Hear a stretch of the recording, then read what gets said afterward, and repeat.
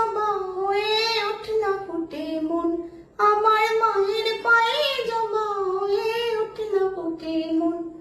তার গন্ধ